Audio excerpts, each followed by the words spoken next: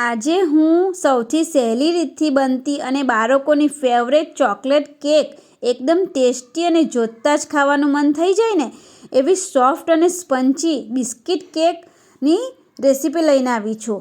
Soft અને સ્પંચી chocolate biscuit કેકને મેં ના બેકિંગ પાવડર કે ના કુકિંગ સોડાનો ઉપયોગ કરીને બનાવી છે. જો છો ને ફ્રેન્ડ્સ, કેટલી સોફ્ટ અને સ્પંચી તૈયાર થઈ છે આપણી આ કેક. હાય ફ્રેન્ડ્સ, હું છું કીર્તિ. કીર્તિસ કિચનમાં તમારું સ્વાગત કરું છું. હવે અહીંયા મેં એક સ્ટીમર લઈ લીધું છે. જો તમારી પાસે સ્ટીમર ના હોય તો તમે પેનનો પણ યુઝ કરી શકો છો કે તપેલાનો પણ યુઝ કરી શકો છો. અને એની અંદર મેં મીઠું પાથરી દીધું છે. આ મીઠુંનો કલર થોડો ચેન્જ છે કારણ કે મેં 1-2 વાર કેક બનાવવા માટે ઉપયોગ કર્યું છે. અને આપણે 15થી 20 મિનિટ માટે એકદમ ધીમા ગેસે ગરમ કરવા મૂકી દઈશું. આની અંદર આપણે એક સ્ટેન્ડ મૂકીશું આવી રીતે, અને એની ઉપર આપણે પેન મૂકીને કેક બનાવવાના છે. આમ આપણે આજે ઓવનનો ઉપયોગ પણ નથી કર્યો અને કંઈનો જ ઉપયોગ નથી કર્યો, અને સરસ એક પેનમાં જ આપણે કેક બનાવીએ છીએ. તમે જુઓ છો કે અહીંયા મેં 2 બિસ્કિટના પેકેટ લીધા છે. એક ઓરિયો બિસ્કિટનું પેકેટ લીધું છે અને એક બોનબોન બિસ્કિટનું પેકેટ લીધું છે. જો તમારા ઘરે એકલી ઓરિયોની બનાવી હોય તો તમે ઓરિયોની પણ બનાવી શકો, અને એકલી બોનબોનની બનાવી હોય તો એકલી બોનબોનની બી બનાવી શકો. પણ મારા ઘરે આજે એક ઓરિયો અને એક બોનબોનનું પેકેટ પડ્યું હતું, તો મેં કીધું કે ચાલો આપણે આજે 2 બિસ્કિટ મિક્સ કરીને બનાવીએ. તો આ રીતે મેં બોનબોન અને ઓરિયો 2 મિક્સ કરી લીધી છે. અને હવે આપણે બિસ્કિટની અંદરથી એની ક્રીમ કાઢી લેવાના છે, કારણ કે એ બિસ્કિટની ક્રીમને આપણે સજાવવા માટે ઉપયોગમાં લઈશું. આ રીતે બિસ્કિટને ખોલીને વચ્ચેથી આપણે બધી ક્રીમ એને બાઉલમાં કાઢી લઈશું. આ રીતે તમે કેક બનાવશો ને ફ્રેન્ડ્સ, તો બહુ જ સરસ અને ટેસ્ટી બને છે, અને બાળકોની તો બહુ જ ફેવરેટ હોય છે. આ રીતે બધી જ બોનબોનમાંથી બી કાઢી લેવાની છે, અને આ રીતે ઓરિયોમાંથી પણ આપણે બધી ક્રીમ કાઢી લેવાની છે. જો તમારે ના કાઢવું હોય તો આ ઓપ્શનલ છે, તમે ના પણ કાઢી શકો. તમે એમ બી ગ્રાઇન્ડ કરી શકો છો, પણ અત્યારે મારે સજાવવા માટે ઉપયોગમાં લેવાની હતી ક્રીમને, એટલા માટે મેં એને એક બાઉલમાં કાઢી લીધી છે. આ રીતે આપણે વ્હાઈટ ક્રીમ અને ચોકલેટની બધી બિસ્કિટોમાંથી મેં ક્રીમ કાઢી લીધી છે. હવે એક મિક્સરનું જાર લઈ લઈશું અને એની અંદર બધી બિસ્કિટના ટુકડા કરી લઈશું. આ રીતે બધા જ બિસ્કિટના ટુકડા સરસ કરી લેવાના છે, અને એની ફાઇન પેસ્ટ તૈયાર કરી લેવાની છે આપણે. હવે ઢાંકણું બંધ કરીને એને સરસ ફાઇન પેસ્ટ તૈયાર કરી લઈશું. હવે જોઈ લઈશું કે આપણે ભૂકો બરાબર પીસાઈ ગયો છે કે નહીં. બિસ્કિટનો ભૂકો એકદમ કમ્પ્લીટ તૈયાર થઈ ગયો છે. આ રીતે બનાવી લેવાનું છે. હવે આપણે એક પેન તૈયાર કરી દઈશું. જો તમારે ત્યાં બટર પેપર હોય ને તો તમે બટર પેપર અંદર યુઝ કરી શકો છો, પણ મારે ત્યાં અત્યારે બટર પેપર નહોતું એટલે મેં એક પેપરથી એનું બટર પેપર તૈયાર કર્યું છે. તો આ રીતે પહેલાં આપણે કોઈ પણ કાગળ લઈ લેવાનું, નોટનું હોય કે તમારી જોડે સ્કેચ બુકનું હોય, ગમે તે. આ રીતે એના ઉપર મૂકીશું ને, અને પછી થોડું હલકા હાથથી પ્રેસ કરીશું ને એટલે એનો શેપ તૈયાર થઈ જશે. તો એના ઉપર એક કાતરની મદદથી આ રીતે કટ કરી લેવાનું છે. તમે જુઓ છો કે હું આ રીતે કઈ રીતે કટ કરું છું. જે પ્રમાણે તમારું કેક પેન હોય જે આકારનું, અત્યારે મારે ત્યાં દિલવાળું કેક પેન છે એટલે મેં એ રીતે કટ કર્યું છે. આ રીતે આપણે કટ કરી લઈશું એટલે સરસ મજાનું તમારું કેક માટે બટર પેપર તૈયાર થઈ જશે.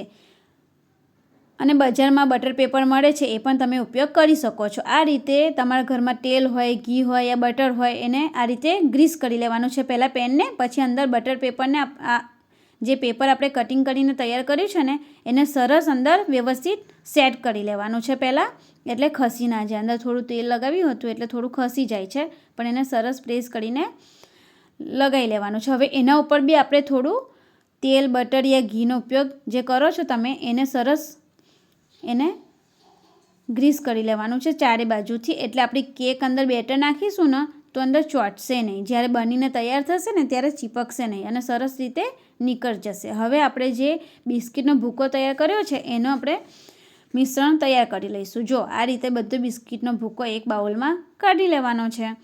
સરસ રીતે બધું ક્લીન કરી લેવાનું, અંદરથી લઈ લેવાનો છે. આ રીતે તમે કેક બનાવશો ને તમે બેકરીની કેક પણ ભૂલી જશો, અને આ કેક ફટાફટ બની જાય છે, વાર પણ નથી લાગતી. બહુ જ સરસ કેક બને છે, છોકરાઓને તો બહુ જ ભાવે છે, અને ઘરની એકદમ સરસ અને ચોખ્ખી હોય છે. આ રીતે બધો બિસ્કિટનો ભૂકો, આ મેં અહીંયા દળેલી ખાંડનો ઉપયોગ કર્યો છે. ઓપ્શનલ છે, તમે કેવું ગળપણ લેતા હોય એ પ્રમાણે લેવાનું. મેં 2 ચમચી દળેલી ખાંડ લીધી છે. તમારે નાખવી હોય તો તમે નાખી શકો, ના નાખવી હોય તો કંઈ નહીં. અને દૂધ આપણે રૂમ ટેમ્પરેચર પર લેવાનું છે, નથી એને બહુ ગરમ કરવાનું કે નથી એને ફ્રીજનું રાખેલું યુઝ કરવાનું. આપણે રૂમ ટેમ્પરેચર ઉપર, એટલે 10 મિનિટ પહેલાં આપણે કેક બનાવવાના હોય એના 10 થી 15 મિનિટ પહેલાં આપણે દૂધને ફ્રીજમાંથી બહાર કાઢી લેવાનું છે. રૂમ ટેમ્પરેચર ઉપર દૂધ લેશો ને તો બહુ સરસ કેક તૈયાર થશે. જરૂર મુજબ આપણે દૂધ નાખતા જઈશું. અહીંયા મને 1 વાટકી દૂધની જરૂર પડી હતી. તમને જેટલી જરૂર હોય એ પ્રમાણે તમારે બિસ્કિટના ઉપર જાય છે કે કેટલી જરૂર પડશે એ પ્રમાણે તમારે લેતા જવાનું છે. આ રીતે મિશ્રણ તૈયાર કરવાનું અને ચમચીની મદદથી આપણે જોઈ લઈશું કે આ રીતનું મિશ્રણ ચમચીમાંથી ફટાફટ નીચે પડે ને એ રીતનું મિશ્રણ તૈયાર થશે ને એટલે સરસ તમારે ખબર પડી જશે કે આટલી દૂધની જરૂર છે. અને અહીંયા મેં એના બેકિંગ પાવડરનો કે એના કુકિંગ સોડાનો આપણે અહીંયા 1 ઈનો લઈ લેવાનો છે. આ ઈનોથી એટલી સરસ કેક આપણી ફૂલીને તૈયાર થશે ને એકદમ દરા જેવી. અને એને આના ઉપર થોડું દૂધ નાખી દઈશું એટલે સરસ આપણો ઈનો એક્ટિવેટ થઈ જાય. આ રીતે ઈનો એક્ટિવેટ કરવા માટે મેં અહીંયા થોડું દૂધ નાખ્યું છે ઈનાની ઉપર અને એને સરસ મિક્સ કરી લેવાનું છે. અને ફટાફટ આ રીતે મિક્સ કરશું ને એટલે આપણું કેકનું બેટર ફૂલી જશે. અને પછી જે પેન આપણે રેડી કર્યું હતું ને એટલા માટે પહેલાં જ પેનને રેડી કરી દેવાનું છે, કેમ કે આને ફટાફટ જેવું ઈનો નાખીશું ને ફટાફટ જ નાખી દેવાનું છે, બહુ વાર કરવાની નથી. આ રીતે આપણે બધું જ મિશ્રણને પેનમાં લઈ લેવાનું છે. તમારી જોડે જે પણ પેન અવેલેબલ હોય કે ઘરમાં કોઈ ડબ્બો હોય કે કોઈ પણ વસ્તુ હોય તમે યુઝ કરી શકો છો. આ રીતે બધું જ બેટરને કમ્પ્લીટ સરસ રીતે સેટ કરી લેવાનું છે. ચમચીમાં ચોટ્યું હોય એ પણ તમારે અંદર કાઢી લેવાનું છે. સરસ રીતે આપણી બિસ્કિટ ચોકલેટ કેક તૈયાર થવાની છે ફ્રેન્ડ્સ. તમને બહુ જ ગમશે. આ રીતે 10 થી 15 મિનિટ પહેલાં મેં સ્ટીમરને એકદમ ધીમા ગેસ ઉપર ગરમ કરવા રાખી લીધેલું હતું. આ રીતે તમે પહેલાંથી જ ગરમ કરવા રાખશો ને તો તમારી કેક ફટાફટ બની જશે અને વાર પણ નહીં લાગે. હવે આપણે ઢાંકણું બંધ કરી લઈશું અને એને 15 થી 20 મિનિટ માટે કૂક થવા દઈશું. અને વચ્ચે વચ્ચે બહુ ચેક નહીં કરવાનું, એને ધીમા ગેસે 15-20 મિનિટ તો કમ્પ્લીટ થવા જ દેવાનું. હવે આપણે એકવાર ચેક કરી લઈશું કે આપણે જુઓ છો ને ફ્રેન્ડ્સ કેટલી સરસ સોફ્ટ અને ફૂલીને કેટલી સરસ તૈયાર થઈ ગઈ છે. સ્પંચી અને ટૂથપીકની મદદથી આપણે ચેક કરી લઈશું. તમારા ઘરે ટૂથપીક ના હોય તો તમે કાંટાવાળી ચમચી કે ચપ્પુનો પણ યુઝ કરી શકો છો. જો ચમચીમાં કેક ના ચોટે ને એટલે સમજી જવાનું કે આપણી કેક તૈયાર છે. તમે જુઓ છો ને ફ્રેન્ડ્સ કેટલી સરસ ફૂલીને તૈયાર થઈ ગઈ છે. હવે ચોકલેટને કેક બિસ્કિટને સજાવવા માટે મેં અહીંયા ચોકલેટના ટુકડા લઈ લીધા છે. તમારે ત્યાં ડેરી મિલ્ક હોય તો તમે એ પણ લઈ શકો છો, પણ મારે ત્યાં નાની નાની ચોકલેટ હતી તેને ડબલ બોઇલ કરી લેવાનું છે. આ રીતે ગરમ પાણી કરવાનું અને એની અંદર સ્ટીલનો વાટકો રાખીને આપણે ચોકલેટ સિરપ તૈયાર કરી લેવાનું છે. તમે તમારી જેની ઈચ્છા હોય ને આ રીતે મેં જે બિસ્કિટ કાઢી હતી ને આપણે બિસ્કિટની અંદરથી જે ચોકલેટની ક્રીમ લીધી હતી ને એ પણ આપણે આની અંદર એડ કરી દઈશું. એટલે બહુ જ સરસ આપણું ચોકલેટ કેક તૈયાર થશે. એના ઉપર સજાવીશું ને તો બહુ જ સરસ લાગશે. આ રીતે બિસ્કિટની ક્રીમ પણ અંદર નાખી દેવાની છે અને બરાબર હલાવીને મિક્સ કરી લેવાનું છે. હવે આપણી ચોકલેટ કેક ઠંડી થઈ ગઈ છે.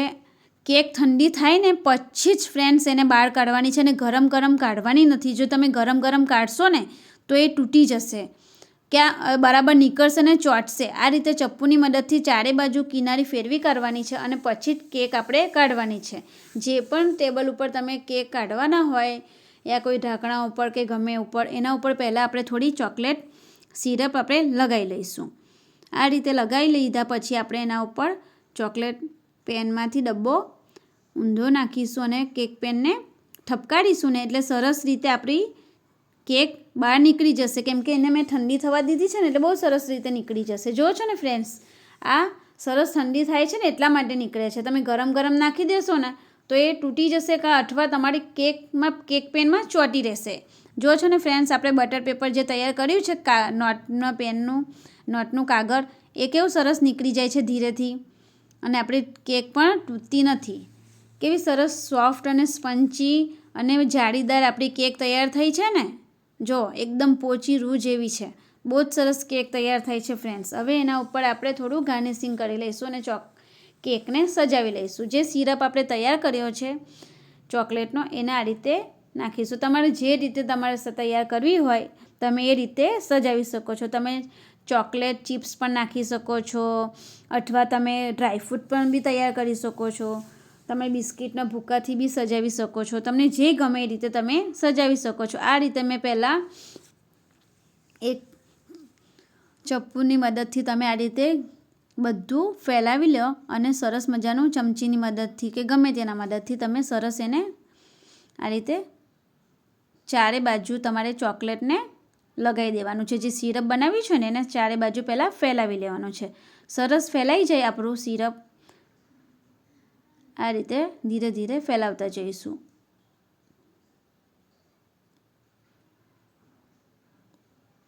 જ્યાં એવું લાગે કે જરૂર પડી છે, જો અહીંયા બરાબર નથી લાગ્યું, ત્યાં આપણે પાછા ચમચીની મદદથી લઈને લગાવશું. આ રીતે ચોકલેટ સિરપ તૈયાર સરસ પાથરી લેવાનું છે. ચારે બાજુ લગાવી દેવાનું છે. બહુ સરસ. આ રીતે તમે કેક બનાવશો ને તમારા બાળકો બહુ જ વખાણ કરશે તમને તમારા. જો છો ને બધી બાજુ મેં પાથરી લીધું છે. અહીંયા મેં બોર્નબન બિસ્કિટ છે ને એને થોડા ભાગીને ભૂક્કો કરી લીધો છે અને એનું જ હું આજે ગાર્નિશિંગ કરવાની છું. એટલે મેં આ રીતે બિસ્કિટનો ભૂક્કો અહીંયા પાથરી દીધો છે અને એનું થોડું ગાર્નિશિંગ કરી લીધું છે. આ રીતે ફેલાવી દઈશું અને તમે જે રીતે તમારી ઈચ્છા હોય એ રીતે તમે એનો તૈયાર કરી શકો છો. આ રીતે જુઓ કેવી રીતે મેં સરસ બિસ્કિટને વાટીને ભૂક્કો કરી લીધો છે અને હવે એને મેં સજાવી લઈશ. હવે મેં થોડા ચોકલેટ હતી ને એના ટુકડા કરી લીધા છે અને હા, આ બિસ્કિટનો ભૂક્કો છે ને એને આપણે ચારે બાજુ પણ લગાવી લઈશું એટલે સરસ થઈ જશે. આ રીતે બધી સાઈડ તમારે એને લગાવી લેવાનો છે. અને અહીંયા ચોકલેટના ટુકડા કરી લીધા છે મેં, થોડા નાના નાના કટિંગ કરી લીધા છે ચપ્પુથી. એને હું પાથરી દઈશ. જો તમારે ત્યાં ચોકલેટ ચિપ્સ હોય તો તમે ચોકલેટ ચિપ્સનો યુઝ કરી શકો છો, પણ મારે ત્યાં હમણાં થોડા ચોકલેટ હતી તો થોડી કટિંગ કરી લીધી છે મેં. એને ચપ્પુથી નાના નાના ટુકડા બનાવી લીધા છે. આ રીતે તમે ખાશો ને ત્યારે તમારા મોઢામાં જ્યારે ચોકલેટના ટુકડા હશે ને તો એટલું સરસ લાગશે ને, બહુ જ સરસ લાગશે, તમને બહુ જ ગમશે.